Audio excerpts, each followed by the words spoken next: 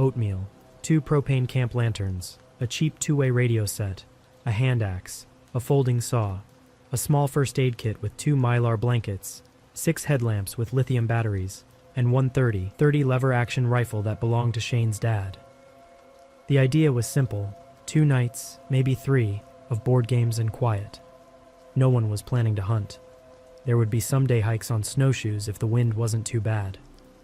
We were all in our 30s except Marcus, who was 26 and took pictures of everything. I'm setting this down in the same order it happened and with the measurements and times we noted at the time or soon after. I know memory gets soft around shock. Numbers help. The cabin sat at the end of a seasonal road that a local plow guy kept open to the last mailbox. From there, the driveway was a half-mile of 2 faint ruts through black spruce and aspen. We parked at the mailbox at 3:10 p.m. and hiked in with sleds and packs. It was overcast, light wind from the north. On the way, we passed a set of old snowmobile tracks crusted over, heading parallel to our drive before cutting across it and into the trees. The cabin itself was a 1-room structure with a small loft, metal roof, and a detached shed for the generator about 20 yards back behind the outhouse. The front door faced south. There were 2 double-pane windows, one on the east wall, one on the west. The door had a hasp and padlock, but the padlock was hanging open, and there was an old bent nail through the hasp. Inside, the temperature was 19 degrees Fahrenheit by the little round analog thermometer on the north wall. There was a black iron stove with some ash in it, a wood box with maybe 1/3 of a cord of mixed birch and aspen, a small table, 3 chairs, 2 bunks, and a ladder to the loft that had plywood sheets and old army blankets. We did a walkthrough, checked cupboards for mouse sign, found some but not much, and then set about heating the place. By 5 p.m. the stove had the interior up into the 40s, and the air felt less biting. Shane primed the generator, set the choke, and had it running by the 3rd pull. The shed had a plywood door with 2 hasps and a crossbar on the inside, so we left it open a crack for ventilation and sat the generator on concrete blocks. We ran an extension line along 2 eye screws to the cabin, and now we had a light bulb, a 2-plug outlet by the table, and the small comfort of the fridge running. It was empty except for a mason jar of bear fat with dust on the lid and a bag of frozen peas someone had left behind years earlier. We ate soup and bread at 6:30 p.m., did a quick round of cards, and turned the generator off at 10 p.m. to conserve fuel, planning to run it 2 hours on, 2 hours off through the night for the fridge, and to top off phone batteries. The sky cleared after midnight. Stars showed hard and small through the east window. The thermometer read 65 degrees Fahrenheit by then, and we all decided we were fine with just the stove and our sleeping bags. The first thing that felt wrong, objectively, not just nerves, showed up the next morning at 7:20 a.m. Kyle and Marcus went out to get more wood while Danny heated water. I followed to check the latrine before it was too cold to want to sit there. The light was flat, no wind, -6 degrees Fahrenheit by Danny's phone. The snowpack was about knee-deep off the path. Out by the woodpile we saw tracks that weren't ours.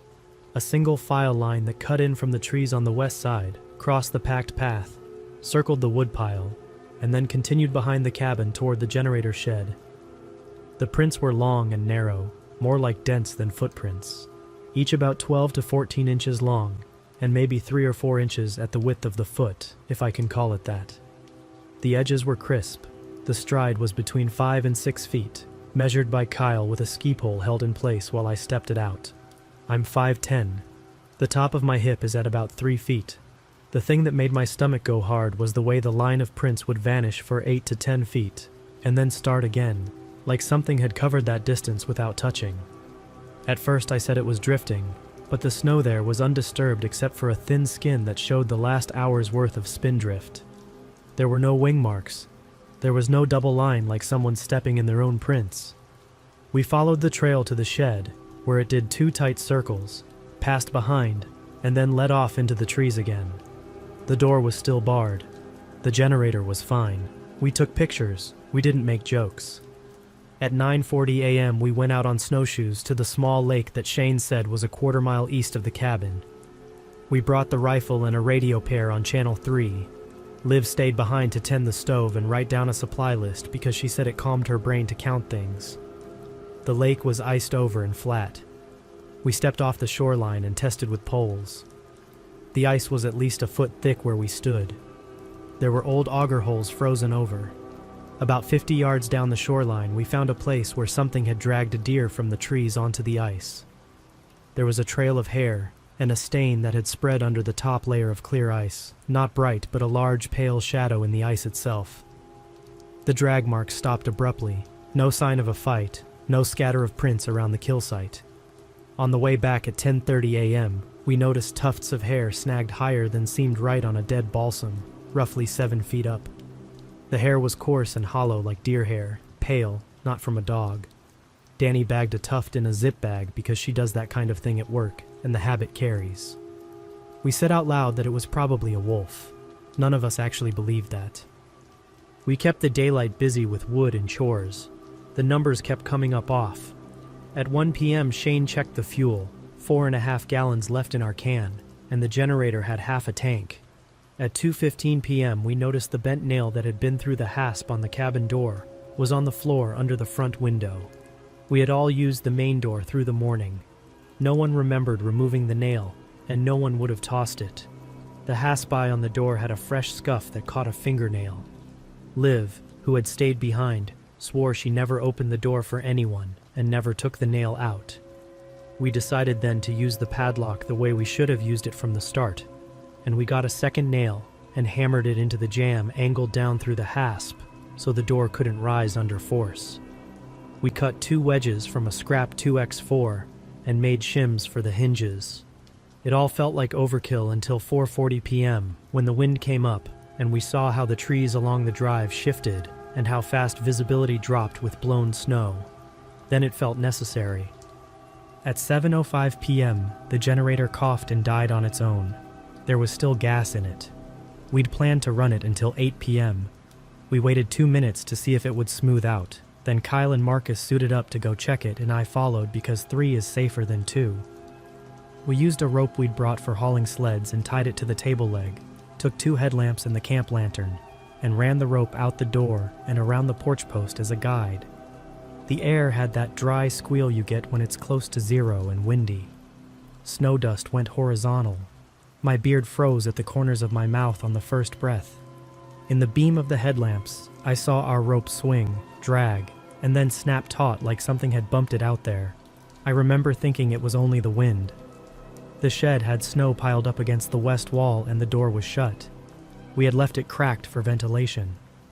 The crossbar was still in place from the inside, so Kyle had to push the door in with his shoulder, get a hand through, and lift. The hole he made was at face level. The smell that came out wasn't gas. It was animal.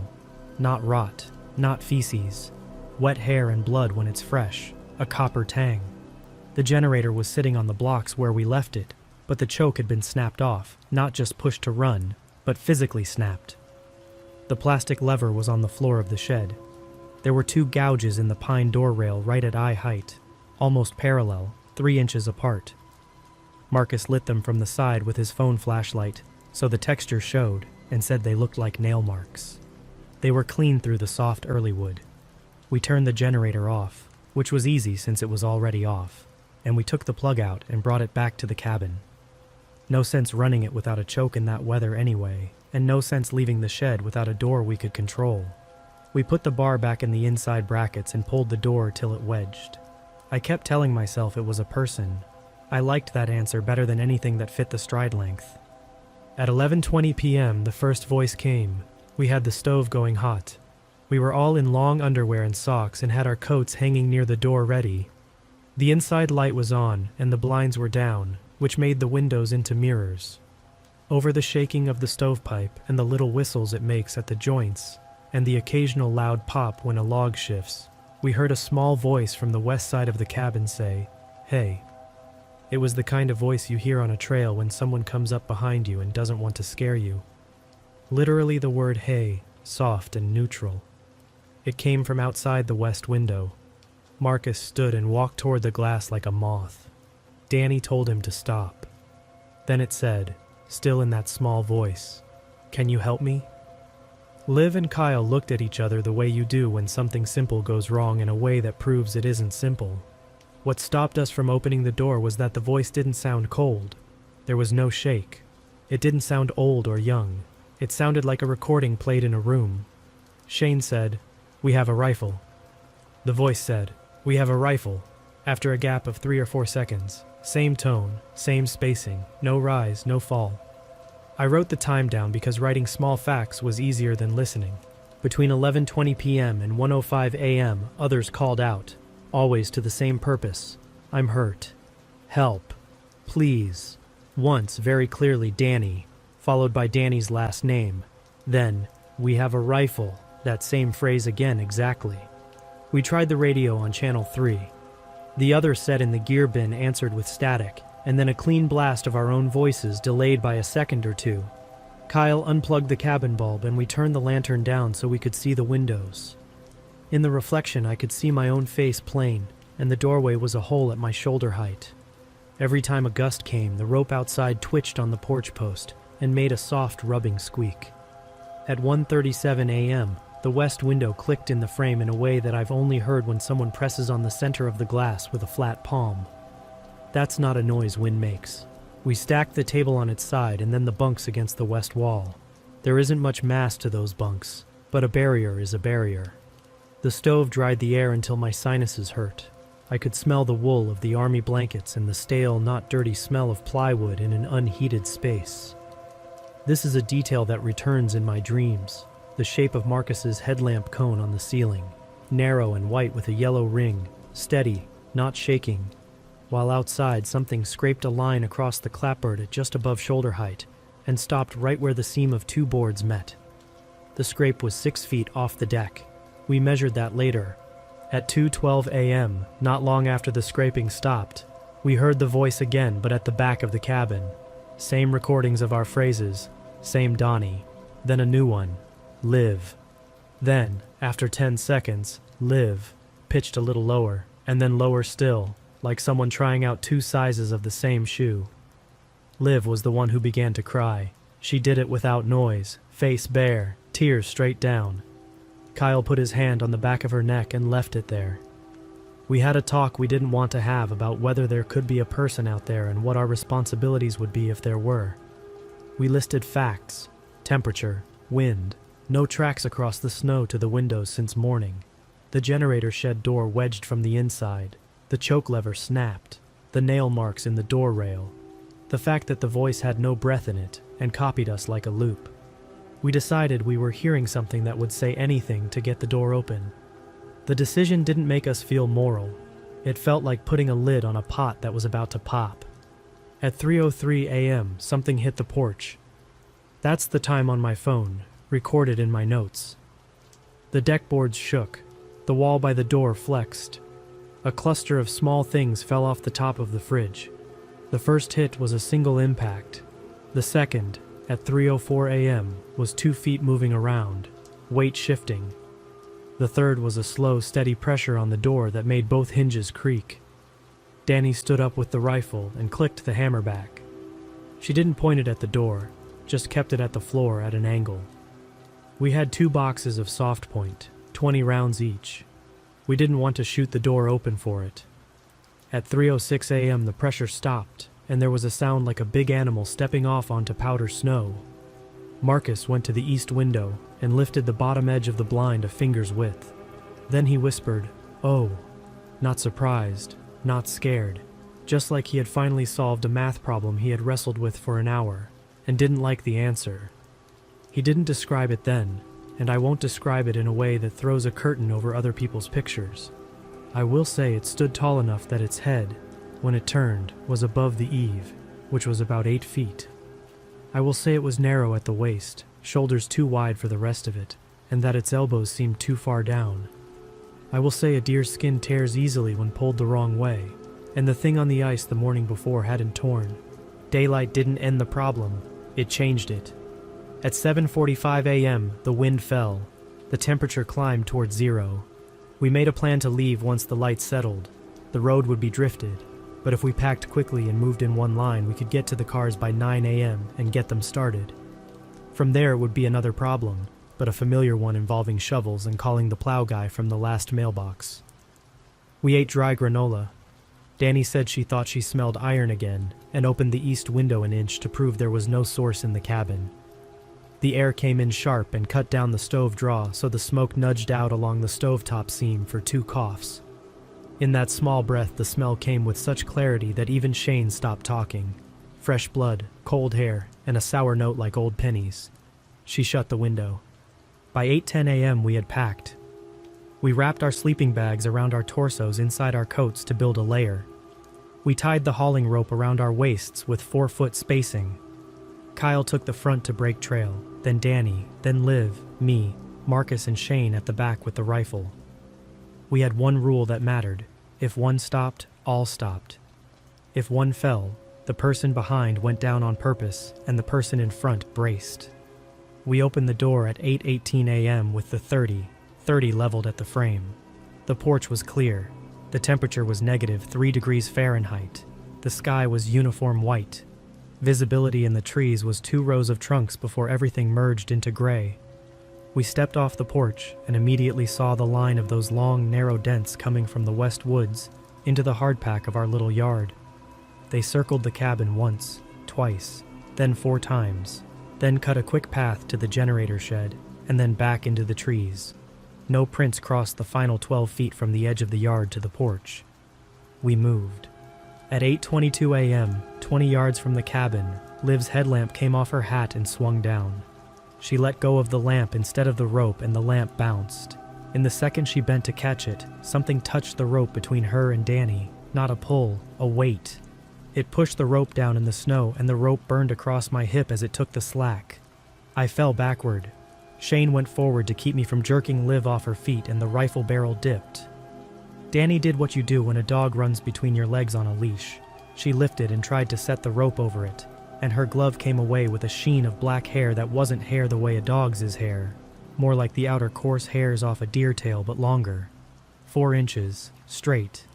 It was so black it showed blue. She stared at it for half a second and then we kept moving. No one said run. No one had to. At 8:28 a.m., something paced us to the left, in the trees west of the drive. It didn't stay parallel. It would get ahead, then fall back, then get ahead again. We could see it sometimes at the edge of white. It was wrong in a plain way. It would move behind a stand of 3 trunks and then for too long there would be nothing again, and then it would step out where the line of those trunks couldn't have hid the distance it had traveled. Call it a trick of the eye if you want. I'm only saying what I saw. At 8:34 a.m. came the voice from 40 yards ahead, on the drive, our own flat-spoken, "We have a rifle," like someone had set up a speaker at the bend and toggled it. We paused for 1 second exactly and then moved again. I will keep saying times because they are the pegs that hold the thing up in my mind. At 8:37 a.m., the line broke. The drive dipped, and the snow was deeper. Kyle misstepped into the ditch. Danny braced, but her foot hit a buried log and she dropped to a knee. The rope jerked at all our waists like a pulled kite string. Liv got pulled to the side. I sat down on purpose and dug my heels in. Marcus took a step back to help Liv, and in that instant, whatever had been pacing us gave up on pacing. I did not see it take Marcus. I heard the rope sing, and I saw it saw into the top layer of drift, and I saw the shape at the left edge of my vision block out a band of gray the width of a doorway, and I saw Marcus's mouth open without sound before the sound came. The rope went past me so hard it burned through my glove, and I felt the heat of it through 2 layers. Shane fired once, maybe twice. I know he worked the lever between because I saw the brass kick and spin in the cold air. The rope went slack and then tight, but the tightness was wrong. It was high, up from the snow, at an angle that made no sense if Marcus was on the ground. I leaned my weight into it and felt 0, like I'd hooked a line into a tree and was pretending to help. Danny shouted, "Cut it!" and Kyle had his belt knife open from his fall and slashed the section between Danny and Liv. The hiss in my ear after the cut was the wind in the trees, sharp and even like a line of steam. Shane fired again, then again. The echo behaved the way sound behaves in trees, which is to say it came back crooked and delayed. Somewhere in that echo, something screamed. It did not sound like any animal I know, and I grew up around coyotes and foxes and the strange holes they have in their throats. This had language in it, but not words. It stopped, as if someone had put a hand on it and squeezed. We got to the mailbox at 8:52 a.m., 4 minutes under our plan, but it felt like hours. Kyle's hands shook so hard he dropped his keys twice. Liv couldn't get her seatbelt latched and made small sounds with her mouth open like a kid practicing a whistle that won't start. Danny kept saying Marcus, and then quieting herself, which made it worse. Shane sat in the truck bed with the rifle pointed up at nothing in particular and watched the tree line. I stood beside the driver's door and counted out loud to 60 and started again because it gave my mouth something to do. The first time the engine turned, it coughed, caught, and then died because the idle was low from the cold. The second time it caught and held at 800 revolutions per minute, then dipped, then came back. We were moving by 8:57 a.m. The snow on the seasonal road had drifted, but the crust on top had a crust on top, and the truck's tires found the ruts from the plow. We fishtailed once past the last big spruce, and then saw the black ribbon of the maintained road through the blowing white. Kyle didn't stop at the stop sign. There was no cross traffic. There was nothing but that white and the black top and the sensation of a fingertip lifting from the back of your neck. Only when we reached the green reflector for the fire number did anyone look back. The drive was a line of trees and frozen air. If something stood in it, it stood still. We found the plow truck a mile down, turned sideways in the road, while the driver knocked snow crust off the wings. He'd been working up from town and said he'd have been to us by noon. Sorry if we got anxious. Danny asked him without preface if he had seen anything large on or near our road, and he said he'd seen a moose cow and calf 2 mornings back on the county line. That was it. We followed his truck into town with the heat up full and our coats still on because the cold had gotten into us, in a way the heater couldn't push out. We stopped at the sheriff's office at 9:30 a.m. and told them we had lost a friend in the woods. We left out the voice and the prints. We said he had fallen into the ditch and been separated, and that we needed help combing. I could see in the deputy's face when I mentioned the generator shed and the broken choke that we were failing at neutral. He asked why we were looking at a generator at night, and we said to manage fuel. He asked why we had a gun if we weren't hunting, and we said for wolves. He said wolves don't come to people, and I said we knew that, and I didn't add that sometimes we say things to keep living. They took our statement and told us to stay put while they contacted SAR. Search started at 12:10 p.m. because there were other calls that day. We sat in the Civic Center in folding chairs by a heater that burned propane and made the air taste fried. A man with a gray beard brought coffee and told us to drink it whether we wanted it or not. We did. At 3:50 p.m., a deputy came back, cleaned his boots on the rubber mat, and told us they had found the cabin, and could we come look to confirm our things so they knew they were in the right place. We said yes. The sun was down by then, and we drove in a little convoy of 2 sheriff's trucks and the plow truck for the drifted sections. We stopped at the mailbox. The deputies snapped snowshoes on with the practice of people who grew up there and lent us 2 pairs and told the rest of us to stay behind the broke trail. We reached the cabin at 5:20 p.m. The door had been ripped outward. The nail we had hammered was bent like a hook and still in the jamb. The padlock lay in the snow 4 feet from the porch, scuffed with fresh marks as if someone had kicked it. The west window had a star crack the size of a fist 1 pane in. Inside, the stove was open and dead. The bunks and table we had stacked were slid sideways a foot.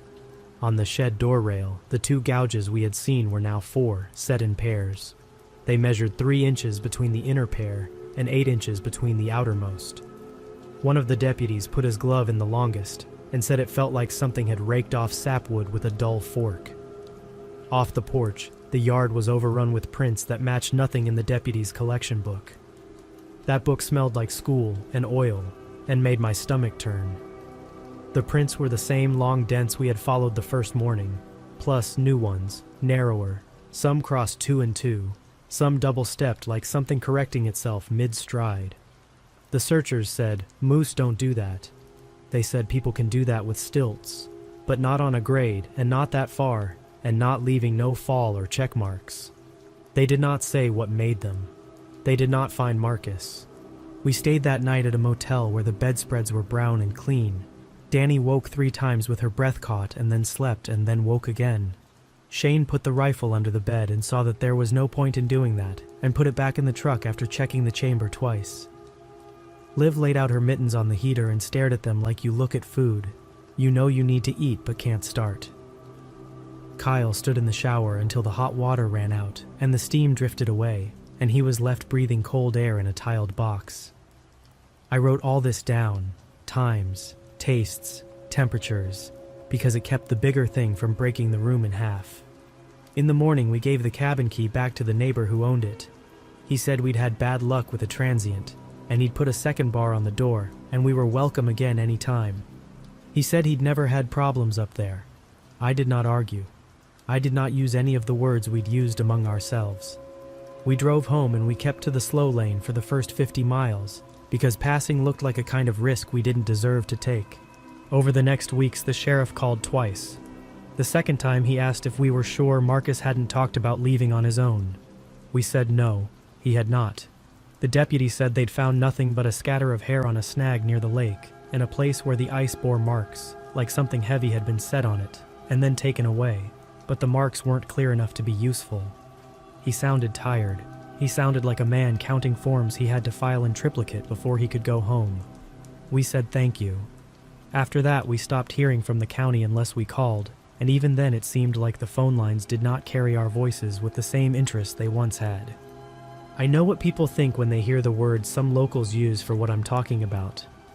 They think of a story passed around as punishment, or as a lesson about eating your neighbor when the food runs out, which is a lesson that remains valid even if you don't believe in stories. I am not telling this to satisfy anyone's want for the shape of a thing. I'm telling it because the details matter. The rope that sagged without pulling. The flat voice that didn't rise or fall and waited the same 3 seconds every time. Before repeating the word it had filed, the lever on the generator snapped clean at the fulcrum where only a twisting hand could have done it. The nail marks in soft pine that came in pairs like a person learning to use a tool and getting better at it the second night. The hair in Danny's glove that was hair and not, and did not bend so much as pivot. The smell that arrived with clean air, as if it were a component part of winter itself, and not an accident of a wound. We talk among ourselves sometimes, not often, by text or in short calls, and we keep to facts. Danny transferred to a different station, and says she refuses to pick up out-of-town overtime in January. Liv left her lab and took a job in town and says she does not sleep when the wind is under 10 miles an hour. Kyle got a new truck and says he won't take the old seasonal roads anymore, even in July. Shane keeps the rifle out now in his own house, which he didn't before, and he says he knows that doesn't change anything but a person's hands still like to hold equipment. Me, I write it down. Writing the sequence makes it possible to be in rooms without windows again. When people ask about Marcus, we say what is true, that his car is still in the lot by the Civic Center, and that his mother came to get his clothes, and that the deputies found nothing a person could bring to a judge and put on a table. If you go out there, you won't see a warning sign. The trees won't have marks. The snow will look like all snow looks when it is cold enough to squeak. The cabin will be whatever it is now after someone else mended the door and set screw plates over the hinges and put a new lock on the hasp. Maybe somebody will stay there and have a clean, quiet weekend and go home with a story about how calm the woods can be when the air is sharp and empty. I am not saying you will meet what we met. I am saying we did, and at the end only some of us left that road. I won't go back. The others who came out with me won't either. We said it to each other in the parking lot before we drove off in 3 cars, one spot left open between them, the early sun a white smudge over the town garage. We said it without drama, like a rule. We barely got out. That is enough. We will not go back there again.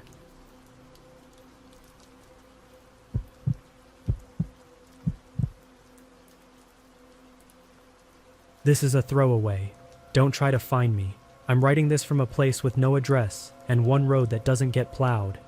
If I disappear after this, print it and hand it to the county sheriff or the DNR. Tell them not to say the name out loud. Tell them I'm sorry. The cold in the Superior Forest doesn't feel like weather. It feels like a decision the world made without you. It gets into your molars and sits behind your eyes. It slows you down until even your thoughts start to creak. We had a saying on search and rescue: if you're sweating, you're dying. If you're comfortable, you're lying. That night, I lied to myself for the last time. We got the call at 16:22, 2 hours before the sun gives up in December. A trapper named Walt hadn't checked in. He had a line of conibears set out along the ice creeks that split the jackpine. His niece said he hadn't missed a check-in in 20 years. Not even the winter his truck spun into a ditch and froze all the way to the axles. She called from town, voice shaking. You could hear the store radio behind her, a hockey game hissing through bad speakers. It made the whole thing feel smaller than it was. By 17 o'clock, I was at staging in the snowplow turnaround off County 44. My partner Matt thumped my shoulder with a mitten the size of a roast. He had a grin you could feel through his balaclava. "Last one this year," he said. "We'll find him snoring by his stove." "You remember how to smile when your beard's frozen?" I asked. "It's a talent." Most of our team came, because the old men come out for the old men. Neon jackets popped against the bruised dusk. Radios rattled. We checked pack weights with gloved knuckles, each of us pretending we didn't hear the weather radio whispering numbers with minus signs. The wind had started stacking needles of snow into the ditches, making little dunes that wanted to be mountains. There was one person at staging who wasn't us. She sat on her tailgate with a thermos in both hands, steam ghosting her face. I knew her as Dawn, the grocery store cashier who calls everyone honey and gives kids candy when their parents aren't looking. Anishinaabe, late 50s maybe, so light on her feet you'd swear the ground was smoother under her. I'd seen her on the powwow grounds in the summer, moving like she was made of water. Her gaze slid past the trucks, past the volunteer fire guys spit laughing at nothing, and found me. She didn't smile. "You're going out there," she said. "That's the job." "You have spruce gum?" she asked. "Not in a while." "Chew some," she said. "It keeps your mouth busy so you don't say the wrong things." Matt nudged me, the grin back in his voice. "What, like please and thank you?" Dawn took a breath that looked like a prayer she refused to say out loud. "Don't whistle," she said. "Don't say your names. Don't answer your names once you're under the trees." This is the part where someone reading gets mad at me, because this is where I should have listened and stayed.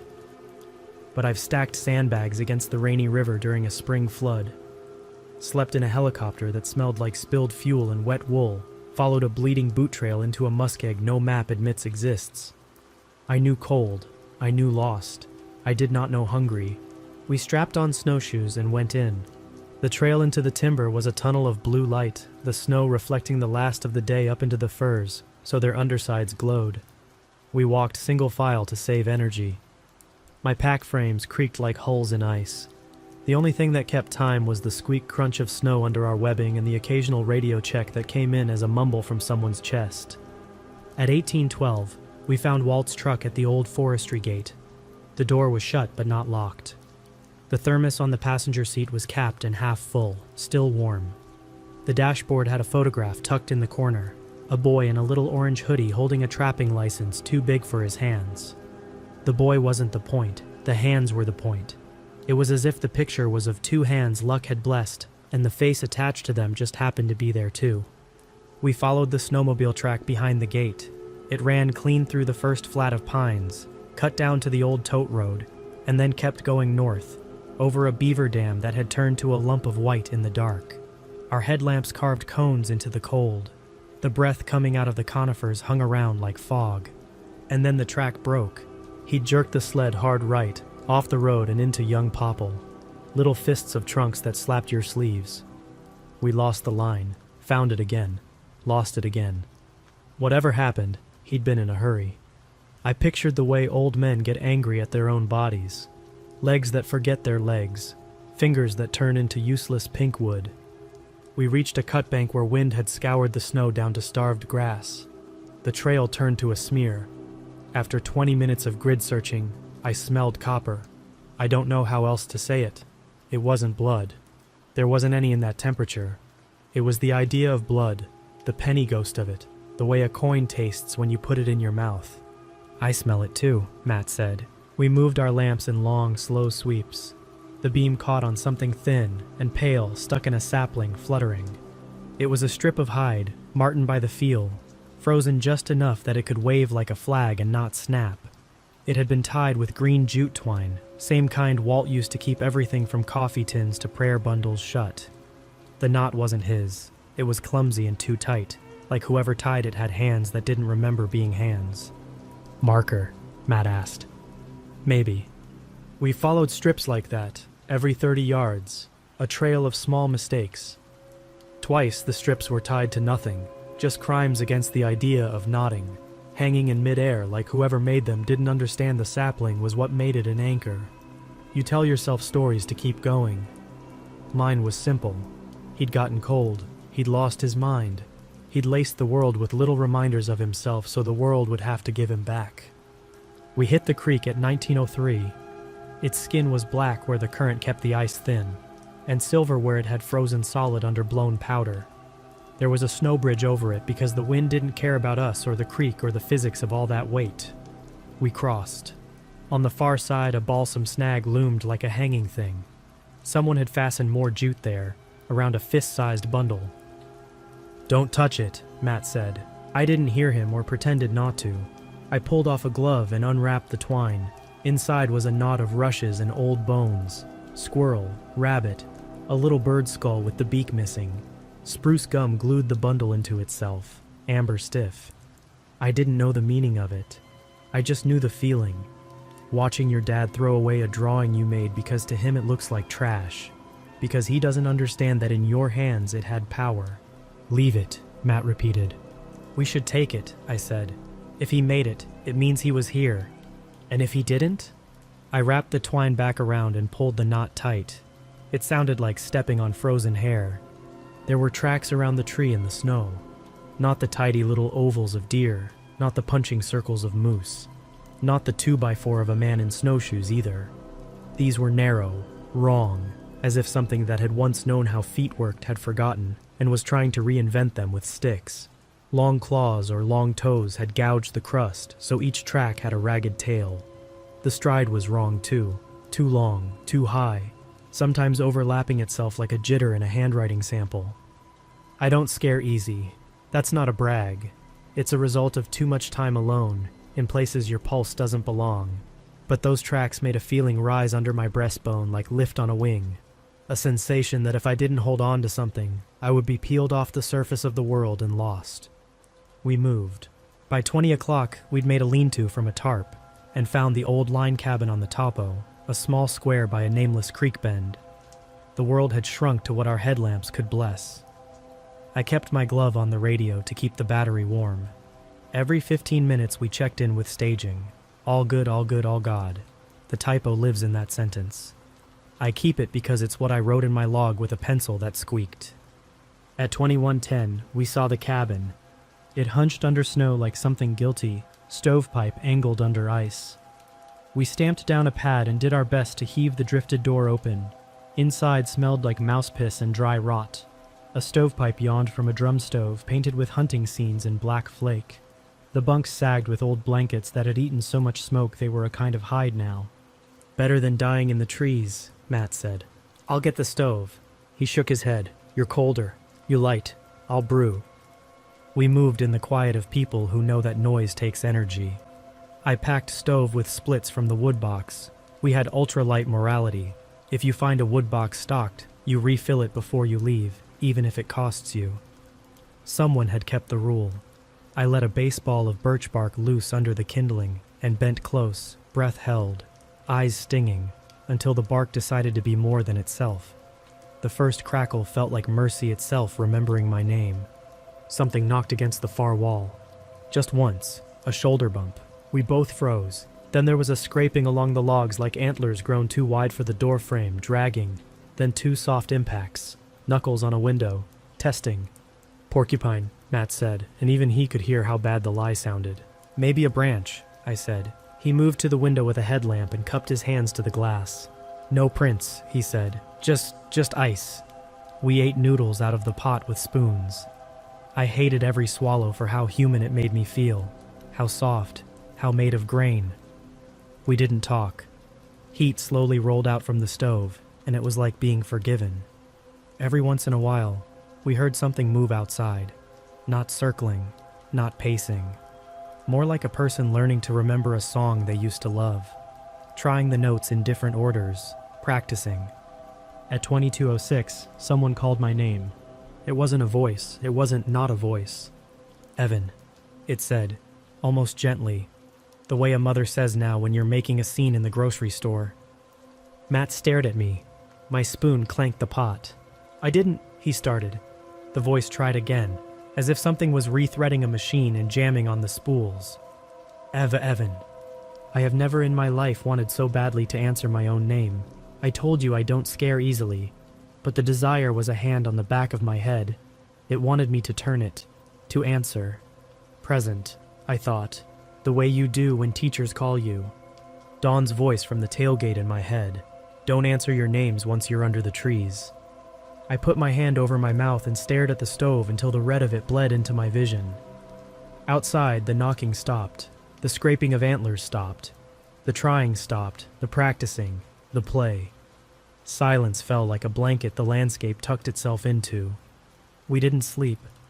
We were too warm to remember cold correctly, too cold to trust warmth as anything but a trick. At 1 o'clock, I stood up because I needed to move, or I would climb the walls. I took my lamp and shone it around the cabin and froze on the table. Something had placed my bootlaces there. They were coiled into a perfect square. That means nothing to you unless you've been in the woods long enough to learn that geometry can be a form of intent. Animals don't make squares. Wind doesn't. Men do. Or things that envy men do. My boots were still on my feet. My laces were still threaded. But there they were, a pair of laces exactly like mine, worn in the same places.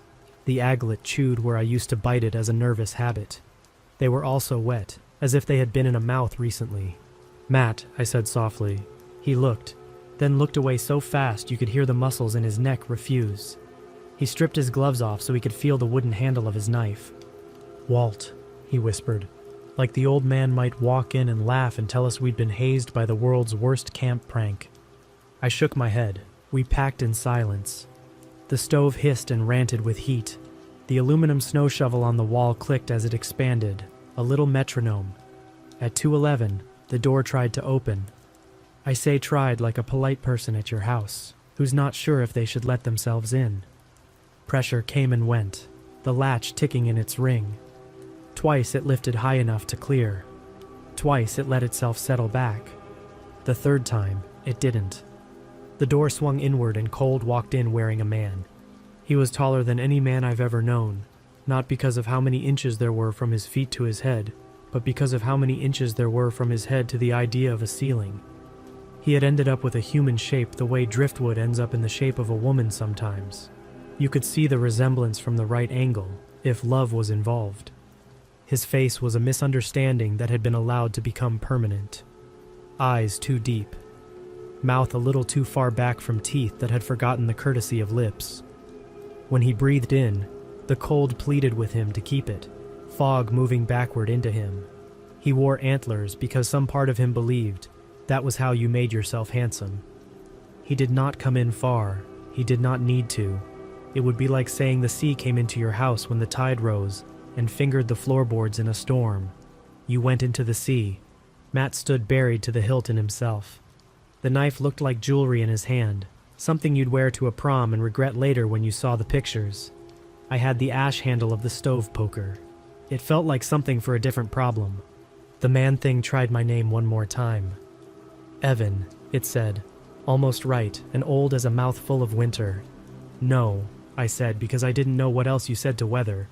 He tilted his head and one antler touched the lintel of the door and left a dirty mark like a mouse tail. He looked at the stove. He looked at our water pot, rhymed. He looked at where the laces lay square on the table. Behind his teeth there was a pinkness that made me want to lick salt. I can only tell you how it felt. Imagine you are 5. Imagine your mother has walked away in a store, and you are suddenly certain every person is your mother if only you say Mom loudly enough. You walk up to a man at the end of the aisle and you say it. He turns. He is not your mother. but for a split second he is a thing that could feed you. He took a breath and made a sound that isn't a word in any language meant for people. It sounded like wind across a bottle. It sounded like hunger itself trying to learn to be polite. It wanted to say, "May I come in?" It wanted to say you did this when you opened the door. Matt whispered, "Back," because even with that thing 3 steps into our daytime, he was my partner, and we had trained together, and he loved me enough to get between me and an animal pretending at grace. The thing stepped backward into the dark like a deer being forgiving. It touched the door with the fur on its wrist, and the door closed, because the door wanted that more than it wanted to be a door. We sat and waited for dawn that never came. At 8:10, radio check from staging. I clicked and said, "All God." I rubbed my eyes. "Good," I repeated, like a kid being corrected at the dinner table. We decided we were done being small together in that small place. We stepped out into the bright that comes after a storm, where every edge has been sharpened by cold and every sound is elastic. Our tracks from the night before had been polished by wind. The ones from the door had filled in strangely, not drifted, but slumped. No print of a boot, no sign of Walt. There was one track that didn't need snow to remember it. The door frame had teeth marks where the antler had kissed it. We went north, because the old man had gone north, and because I could feel north like a fever now. I was aware of my tongue against my teeth and how sharp they were not. I was aware of my hands and how unfurred they were. It is a special kind of embarrassment to feel how unequipped you are, how unarmed, to be a thing. "You okay?" Matt asked once. "Yeah," I lied. We cut through low bush willow. A raven flew overhead so high it was a moving piece of punctuation against a story I didn't understand. The marten-hide flags came fewer now, as if something had gotten bored of pretending to help. At 9:37, we hit a ring in the trees no wind could have made. It was a place where the snow was tamped into something like muscle, and the trunks of the spruce were scored chest-high with long slices, as if someone had taken a rake and tried to comb the bark down like hair. In the middle of the circle was a pile of things that could have been a nest or a list. A bent trap stake with mud frozen on the tip. A wolf scat with hair in it that wasn't wolf hair. A piece of flannel shirt with snaps. A shin bone of something small and wrong. A ball of green jute twine, and next to it, a single aglet bitten from a lace, little brass tongue with teeth marks like moons. I took a step toward it. The cold stepped back. The cold was afraid of what lived here. "You smell that?" I asked. "Like pennies," Matt said. "Like pennies that want you to be the slot." He swallowed and nodded. "What now?" "We leave it," I said. He grinned. "You learning?"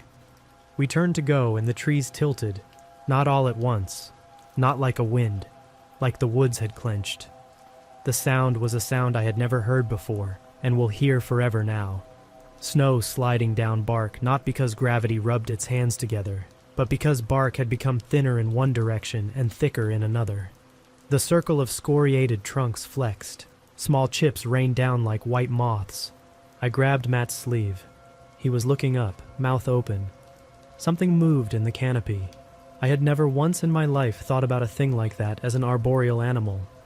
I had thought of it as a mistake that could walk, but there are always new images for hunger. It came down the ladder of a tree so fast the eye can't do that kind of math. Matt screamed. It wasn't fear. It was what your vocal cords do when gravity is not where you remember it. I can't tell you what I saw in sequence. I can tell you the shape of it was wrong for descent, and it made itself right by bending where nothing bends without breaking unless it's deciduous, and it was not deciduous. There are rules about impalement and physics, and what happens if a body meets a stake moving at a certain speed. The only rule that applied was that something in those trees had memorized how thumbs work well enough to make traps, and then had forgotten immediately because memory requires being fed. The stake went into Matt. We both had identical notes in our logs at the end of the day. The stake learned a new use. I know because I found his notebook later and read it with shaking hands, his pencil strokes tearing the page. He didn't die. That was the worst part. He did that flopping breath that makes you want to tell someone a joke, any joke. Because if you can make them smile, then surely they aren't drowning on dry ground with their eyes trying to point in 2 different directions. I turned the world into sections. Section 1, stop the bleeding. Section 2, stop the thing. Section 3, get Matt out. Section 4, stop the thing. Section 5. Stop the thing. I had no bandages big enough to argue with what had happened to him. I had a stove. I had a nest we weren't supposed to touch. I had a memory that old cabins sometimes have iron things in them that can be made to remember they were stars once. I need you, I told him, and pressed my forehead to his, and he said, "Find Walt."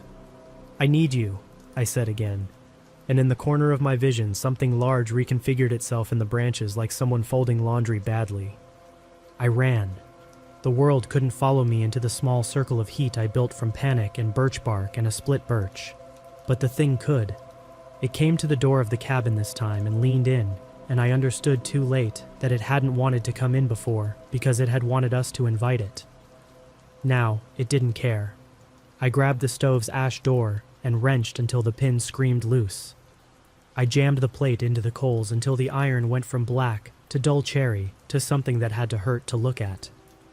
In the doorway, the thing made that bottle sound, that hunger noise, and the antler tip scored new history into the log.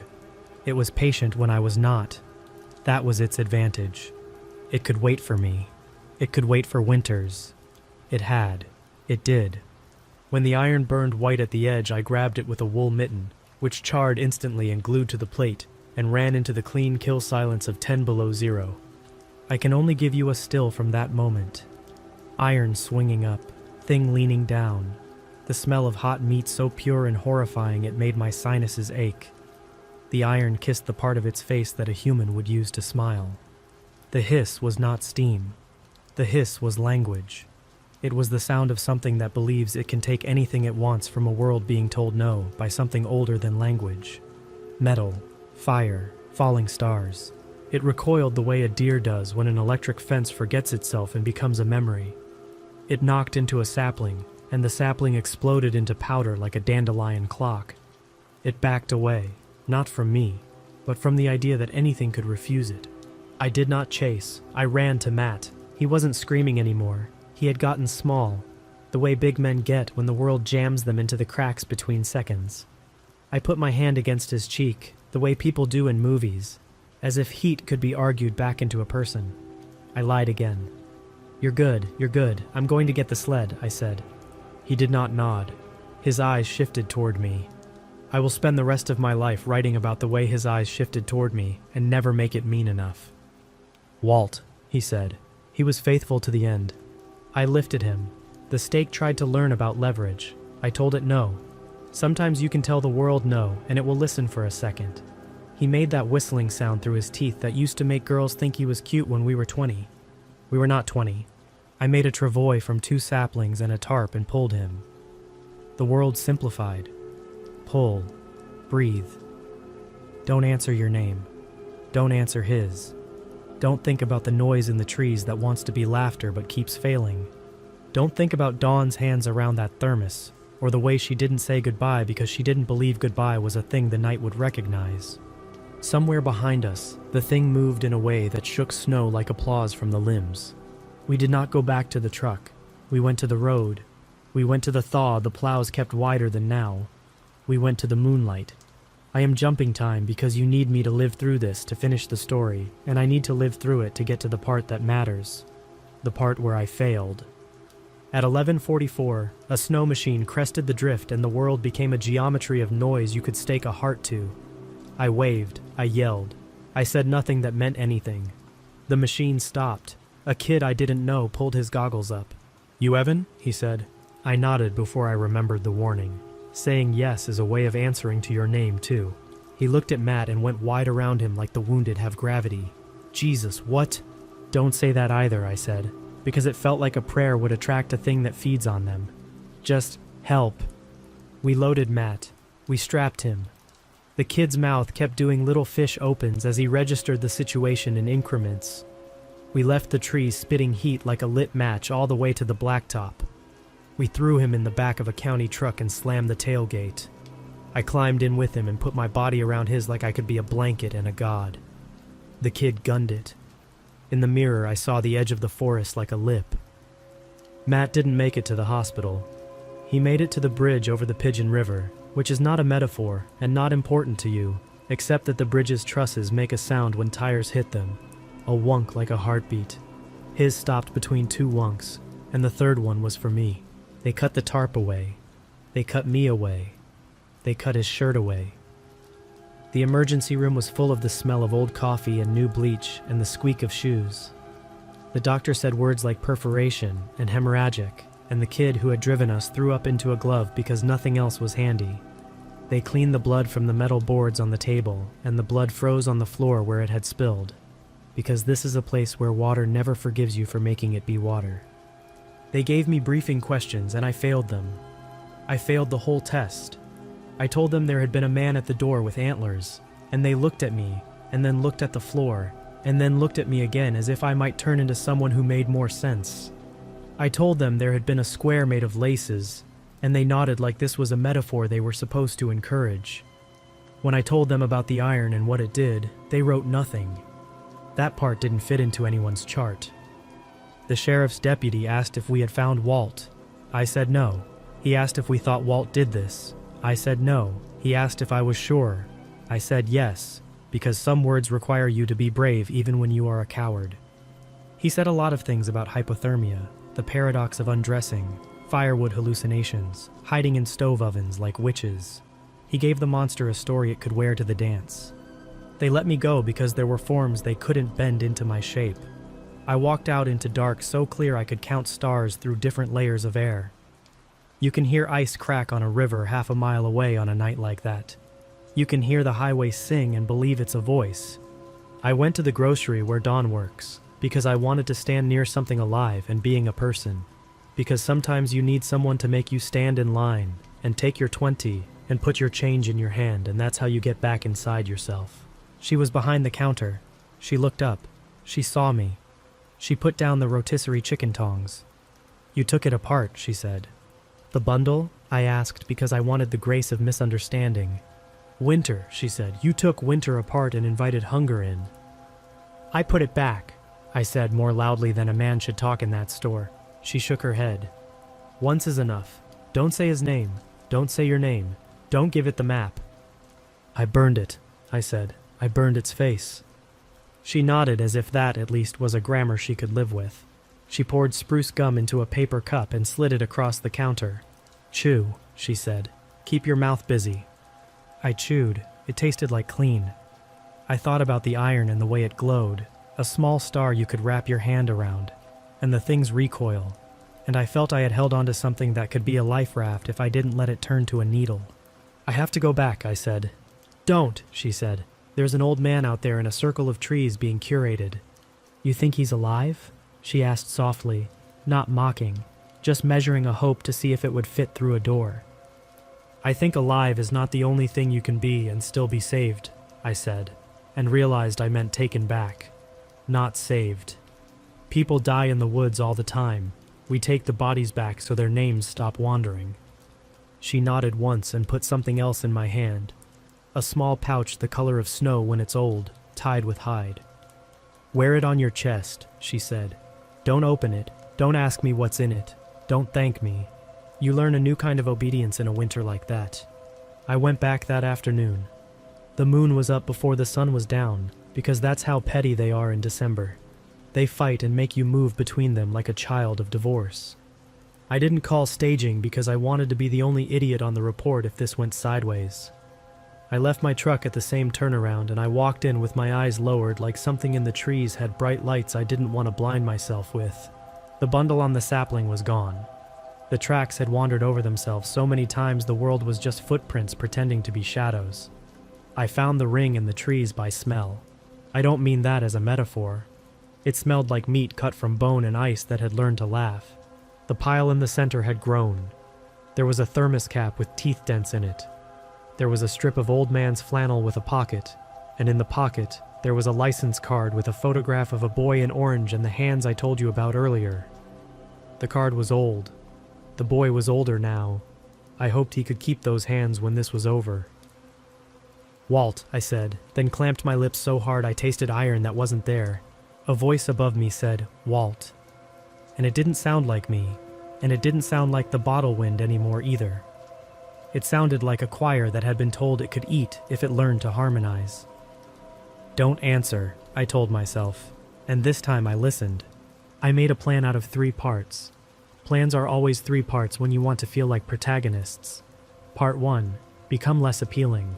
Part 2, make a mouthful the mouth will regret. Part 3, do not get invited. For the first, I stripped down to my base layers, then wetted them from my canteen. I rubbed ashes from my stove brick into my skin until I smelled like something the world had already eaten. For the second, I took the rest of the spruce gum and chewed until my saliva was gluey. I spit it into the mouth of my spare Nalgene and mixed it with powdered pepper and the little bottle of pain cream from my kit and shook it until it looked like something illegal.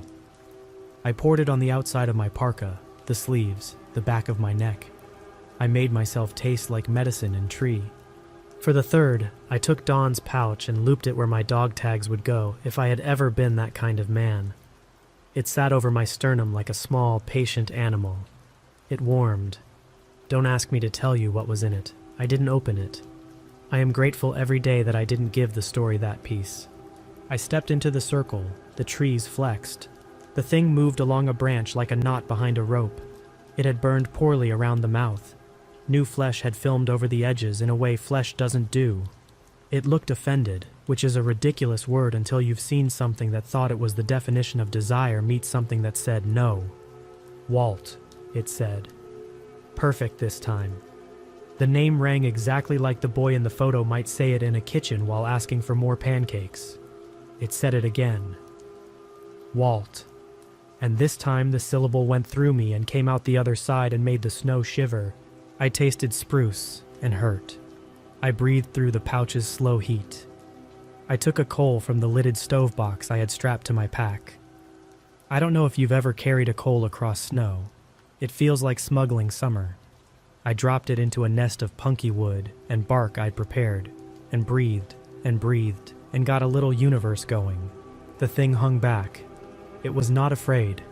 It was cautious the way cats are when they realize the table has moved a quarter inch, and the universe is thus unacceptable. It looked at the fire. It looked at me. It looked at the pile of curated wrong in the center of the ring. It made that bottle sound in reverse. Out instead of in. That somehow was worse. I said, I'm not inviting you, and when my mouth opened, the pouch warmed until it hurt, and I shut up. It came down, slow at first, then fast. I had one trick. I threw my parka like a matador throws his red. It hit the thing around the shoulders and the hood flopped over its burned mouth. It inhaled reflexively and filled its nose with menthol and pepper and spruce, and the idea of being chewed by humans. It made a noise that could have been laughter, if laughter could cut ice. I moved on it with the iron from the stove lit again, and I knew this was hubris and stupidity and men. I hit it. It didn't matter how many times I hit it. It mattered that I hit it once in the eye, not the eye. The place that held the idea of the eye together. It reeled. The trees flung up snow like goats at a sacrificial altar shaking their stupid beards after drinking. It leapt away from me the way a man jumps from a hose that has surprised him by being a snake. It took the flannel scrap in its claw hand. It took the thermos cap. It took nothing else. It sprang into the canopy and disappeared. I followed the crash sound until I couldn't tell if the sound was in the trees or in my bones. I went to the pile in the middle. I went on my knees because sometimes the only posture left is the one where you don't pretend you can be tall. There was a thing in the pile I hadn't seen because I hadn't wanted to. A glove. Inside the glove, a hand. Old man's hand. The hand of the boy in the photo, 40 years later. The skin was waxed into itself by cold and desire. The fingers were curled as if they had died around something they loved. I took that hand like it was the only thing left in the world. I put it in my pack and it warmed a little and smelled like trapped time. I didn't know what else to do but give it back. On the way out, I felt the thing following me along the tops of the trees, patient again, offended again. My parka steamed where I had drenched it in lies. The pouch burned cold against my breastbone, a strange contradiction that made sense. The boy in the photograph had probably eaten pancakes with real maple syrup. Someone had slid the bottle across the table and said, "Don't drown them." He had drowned them anyway. He had laughed and wiped his mouth. I walked into the store and put the hand on the counter on a paper towel. Dawn didn't flinch. She reached out and touched the back of the glove with 2 fingers. like a woman touching a letter that says nothing and everything. She nodded once, like a woman saying grace without moving her lips. Then she wrapped the hand back up, tighter, smaller, more done. She placed the bundle in a grocery bag and handed it back to me. "Take him where he belongs," she said. I drove to the gate on County 44. I walked the road all the way to the plow turnaround. I put the bag under the photograph on the dashboard of Walt's truck. I tucked the thermos cap next to it because there are games even hunger shouldn't be allowed to win. I sat in the driver's seat and put my hands on the wheel and breathed until the ice on the windshield crawled inward like a spider dying. That was 2 weeks ago. The thing comes to my porch at night and leans its antlers against my windows because the glass remembers heat and makes a sound that pleases it. It tries my name, and there are days it gets close enough that I feel my heart rise to go to it like a dog to a whistle. I chew spruce gum until my jaw aches so I won't say the wrong thing to the dark. I keep the stove iron propped in the coals like a weapon I can pretend is just a tool. I cannot tell if I have kept it out or let it in politely in a way no one can see. The hunger has learned something from me. Maybe how to be patient. Maybe how to make squares out of laces. Twice I have found my bootlaces on my kitchen table, laid out in little maps that look like county roads in winter. Twice I have found my name written in frost on the inside of the window and watched it fade when my breath hit it. Once, I woke with the taste of penny in my mouth and the iron cooling beside my bed, and a small cigarette burn on my palm, where I must have touched it in my sleep.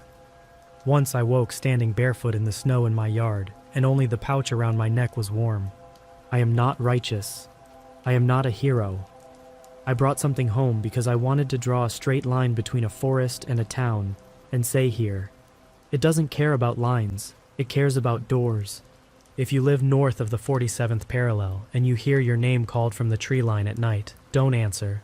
If your window fogs up with your breath and you see letters in it you don't remember writing, don't read them out loud. If you're out in the sticks and you find a bundle of bones tied with twine, leave it shut. Tie it tighter and walk away backward like you don't have a spine to turn. And if you have an iron and a fire, make a little star. Sometimes the world only listens when you speak in a language it recognizes. Heat and hurt. The kind that says you cannot eat here. It will sulk. It will wait. It will learn your patterns and your stares and your songs. It will do a better impression of you than you could do of it. It will notice that winter makes us all smaller and some of us hollow enough to crawl into. This is the part where I tell you I'm okay and that all you have to do is follow these rules and you will be too. That would be a different genre than the one I'm writing in. At 2:13 this morning, someone knocked on my door. Not the test knock, not the polite am I invited. This was a neighbor knock, the kind where someone comes to borrow sugar. I got out of bed and took my iron and set the iron on the stove and waited until stars came back to live in it. "Evan?" said a voice. Not almost. Not practice. It was a voice I loved best in the world. It was Matt. He had the little upturn at the end he used when he wanted me to help him move a couch. The sound that says you owe me with a smile. "Evan," he said again because names are keys, and I was the lock. I didn't answer. I threw up quietly in my mouth and swallowed. I put my hand on the pouch, and it was neither hot nor cold this time. It was heavy. It was a weight exactly the shape of guilt. "Evan, buddy," Matt said, and his breath fogged under the door in a way breath doesn't when the night is this cold. He laughed, the same laugh from 20 years ago, the one that used to kick soccer balls into lakes purely to see whether they would skip. "Open up." I opened the window instead. I leaned out into the cut glass night and I saw it, finally, without metaphor. Hunger wearing the coat of someone I loved. The mouth had healed almost all the way around the burn. The eye was milked in a way that made it mournfully more beautiful, because nothing loves tragedy more than the thing that caused it. I lifted the iron, and the iron said language in white out the window. It touched the skin the world would call cheek if you were being generous. It hissed. He dropped the voice he wore like a fashion. He dropped the antlers down the way a man bows when he is forgiven by someone whose forgiveness doesn't matter. He stepped backward into the tree line, and he didn't run. He simply began. He will come back. I know that now, the way you know where the river is when you sleep by its bank. I don't know what will happen when the stars in my iron go out. or the pouch's thread wears through. Or I say my name while dreaming and make my own door. I keep the spruce gum by the stove. I keep my bootlaces tied in knots that have no names, and practice them with my eyes closed like prayers I have to invent. I keep the photograph from Walt's truck on my kitchen wall. The boy with the hands that were lucky and then old. I keep the hand in the cemetery because that's what we do. Put pieces back where they can belong, even if belonging is only a polite lie. This is all I know how to do. Speak plainly, warn you, and admit that if winter is a decision, hunger is a habit. If you break one, the other walks in. If you open the door, even a little, even because you are cold and kind, the thing will try your name until you forget there were ever any other words. So when you hear it tonight, do what I do. Put your mouth full of tree. Hold your silence like a hot iron. Let the knock happen. Let it fail. And when you can't hold it anymore, when the cold has made your thoughts creak, when the letters write themselves in frost on your window, say this to yourself and no one else. I am not invited. You are not welcomed. I am full. Say it again, slower, like a prayer. Then lie to yourself if you have to. It's warmer that way. And if I stop posting, if the gum hardens into a little brown stone in a bowl by a cold stove no one cleans, if you hear a story about a man in a place with one road that doesn't get plowed, don't come for me.